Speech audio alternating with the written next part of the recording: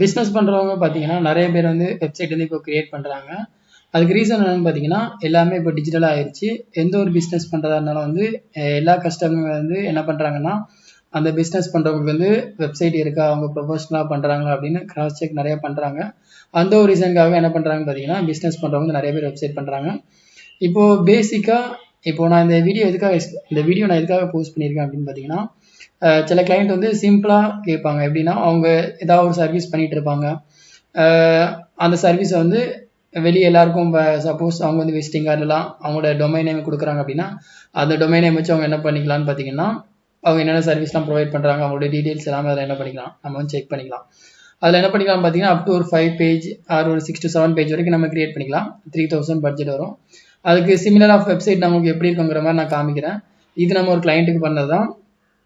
இது வந்து பார்த்தீங்கன்னா அவங்க வந்து டூல்ஸ்லாம் டிசைன் பண்ணுறாங்க. இந்த கம்பெனி டூல்ஸ்லாம் எப்படி இருக்கும்னு பார்த்தீங்கன்னா இப்போது நம்ம 2 வீலர் 4 வீலர் 3 வீலருக்குலாம் டூல்ஸ் தான் வரும். ஸோ அந்த மாதிரி டூல்ஸ் தான் இவங்க வந்து டிசைன் பண்ணிட்டு இருக்காங்க. ஸோ அந்த கம்பெனிக்கு வந்து நம்ம என்ன பண்ணியிருந்தோம் பார்த்தீங்கன்னா வெப்சைட் பண்ணியிருந்தோம். இது எல்லாமே வந்து சிங்கிள் பேஜ் தான். பட் நம்ம செப்பரேட்டாக 5 பேஜஸ் வர மாதிரியும் பண்ணிக்கலாம். இது வந்து ஹோம் பேஜ். இது அபவுட்டை கிளிக் பண்ணால் அபவுட் அந்த கம்பெனியை பற்றின அவங்க எப்போ இது பண்ணாங்க, எஸ்டாப்ளிஷ் பண்ணாங்கிற மாதிரி இன்ஃபர்மேஷன் வரும். அப்புறம் ரிசோர்ஸஸ் வந்து என்னென்ன ரிசோர்ஸஸ்லாம் அவங்க யூஸ் பண்ணுறாங்க அது அவங்கிற அந்த மாதிரி டீட்டெயில்ஸ் வரும். அப்புறம் ப்ராடக்ட்டு இந்த மாதிரி ப்ராடக்ட்லாம் டிசைன் பண்ணுறாங்க அது. அப்புறம் ஃபர்தர் என்கொயரி இருந்தால் கான்டாக்டர்ஸ் இந்த மாதிரி இருக்கும். இந்த மாதிரி பட்ஜெட் உங்களுக்கு 3000 பண்ணிக்கலாம். அப்புறம் இவங்க பார்த்தீங்கன்னா AC service, refrigerator, TV, washing machine இந்த மாதிரி பண்ணிட்டு இருக்காங்க. இதுக்கு வந்து செப்பரேட்டாக பேஜஸ் வந்துடும். ஏர் கண்டிஷனை கிளிக் பண்ணால் ஏர் கண்டிஷன் எல்லாமே வரும்.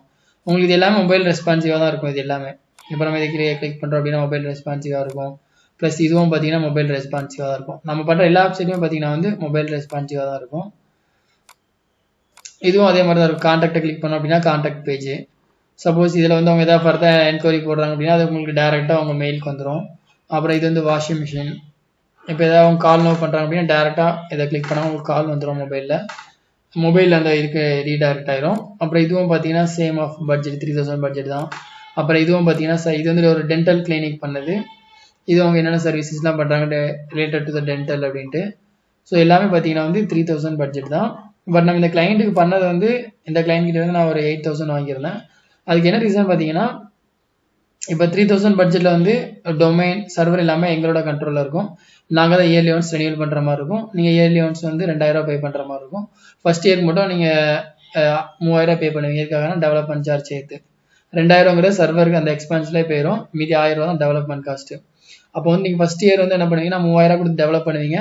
அடுத்த வருஷம் வந்து நம்ம எதுவும் என்ஹான்ஸ் பண்ண வேண்டாம் அப்படின்னு நினச்சிங்கன்னா நீங்கள் ஜஸ்ட் இயர்லி ஒரு 2000 மட்டும் நீங்கள் ரெனியூல் பண்ண கொடுத்தா போதும். அப்புறம் மெயின்டெனன்ஸ் ஃபீஸ் எதுவுமே ஏஎம்சி எதுவுமே கிடையாது. இந்த இதுக்கு வந்து பார்த்தீங்கன்னா டொமைன் சர்வர் வந்து அந்த கிளைண்ட்டோட பேர்லேயே வாங்கிட்டோம். சில கிளைண்ட் என்ன பண்ணுவாங்கன்னா வந்து டொமைன் வந்து என் பேர்லேயே வாங்கி கொடுத்துருங்கிற மாதிரி சொல்லுவாங்க. அப்போ அந்த மாதிரி நம்ம செப்பரேட்டாக வாங்கும்போது வந்து டொமைன் சர்வர் காஸ்ட்டே பார்த்தீங்கன்னா 3300 வந்துடும். அப்புறம் அது வந்து இயர்லி ஒன்ஸ் நீங்களே ரெனியூல் பண்ணுற மாதிரி இருக்கும். அந்த மாதிரி பண்ணும்போது வந்து நம்ம டெவலப்மெண்ட் காஸ்ட்டும் அதுக்கும் செப்பரேட்டாக போடும்.